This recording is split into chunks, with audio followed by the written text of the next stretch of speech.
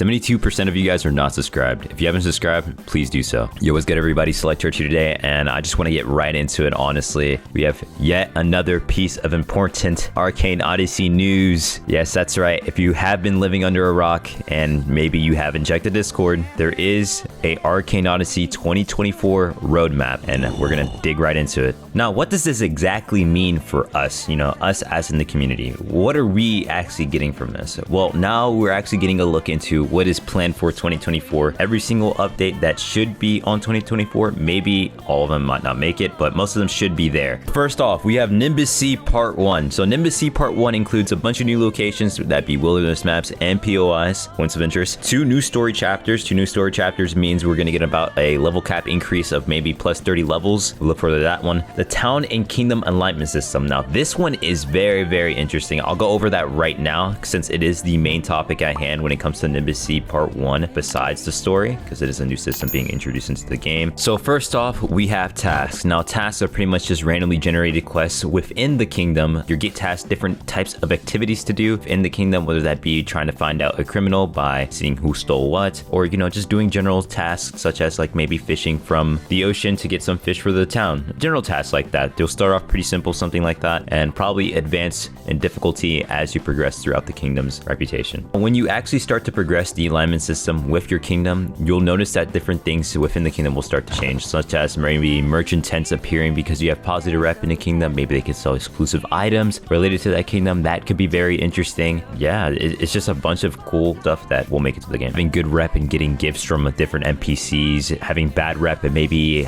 bad rep NPCs spawn more often. Maybe they also give you stuff as well. Stuff like that. That's one thing that Vet always gets right, is being able to just expand on small things and make them seem way bigger than what they actually are, which is really cool because it just adds and adds and adds another layer of immersion. But yeah, overall, the goal of this feature is to pretty much just make towns feel more dynamic, more alive and interactable, and also a added thing for PvEers to add to their completionist list. So if you want more things to do, there you go, PvEers, you got more things to do. Now, the next update on the list is the Empires update. Now, this update I'm personally very excited for, way more excited than Nimbus Sea, that is, because I actually want to, make something crazy. Empires update actually allows clans to build farms, towns, castles on islands that you can capture. So things like Harvest Island, you'll be able to build outposts and stuff on Harvest Island, maybe have NPCs there, something that just adds more to the world. Now, this honestly is very, very cool to me because the way he did decans, if he were to incorporate that into clan building as well with the town NPCs, you could possibly have town NPCs that could give you gifts similar to the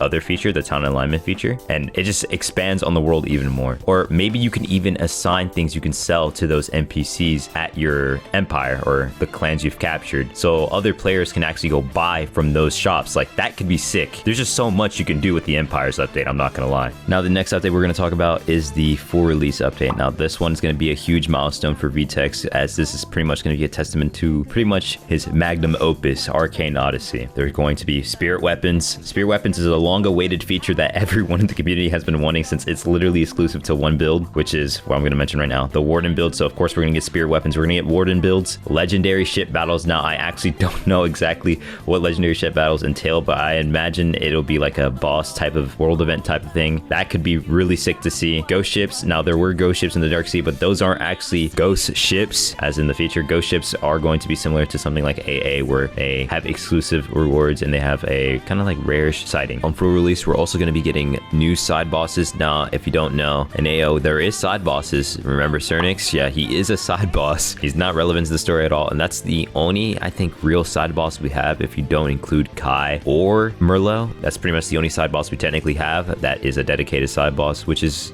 kind of sad because side bosses need more love, right? We need more side bosses. Of course, in the full release update, there is going to be story continuation. Remember, in every single one of these updates, there is going to be story continuation. We have hit that point in Arcane Odyssey. Well, we will never ever get an update without a continuation of the damn story. So just remember that, because you're definitely going to keep coming back every story update. There's no way you don't. Now, This one I'm also personally excited for, which is Professions. I've actually got to help a little bit with Professions back in testing, at least the idea of them. So seeing it now be actually displayed and talked about being added into the game is very nice to see, since this has been talked about forever, literally forever. Professions. So yes, all the professions that are currently in game, they'll be fully fledged out. I'd imagine they get their own entire thing with unique perks, unique rewards, and a bunch of other stuff. Now in the Professions update, we're also getting magic sensing. Magic sensing is unique, I believe, to Professions, but I'm not too sure, honestly. It might be unique to build. Now you may notice that the last two updates, Nimbus Sea ending and Vetex Sea part 1, are just story continuations. That's because Vet hasn't really thought out what he should list during those updates, because it could be maybe major spoilers. So for now, it's just listed as that. As time goes on, you probably see stuff get added to it, maybe on the Trello. That's pretty much the entire 2024 roadmap. I know those first 4 updates will or could be done this year if you think about it, because if he just spends about 3 months per update, you can get that done in an entire year, if not faster. It just really depends on how much he adds and if there's any complications between each update, with either that be Roblox, things that break in the game. Obviously he has to maintenance the game. So yeah, but yeah, 2023 Arcane Odyssey has been a great 10 months. Honestly, it's been doing so well, and I feel like AO would just continue to grow and just do better over time. It's going to be one of those Roblox games that just does better over time for sure. But yeah, that's pretty much all for me today. If you guys enjoyed, be sure to like and subscribe, and peace.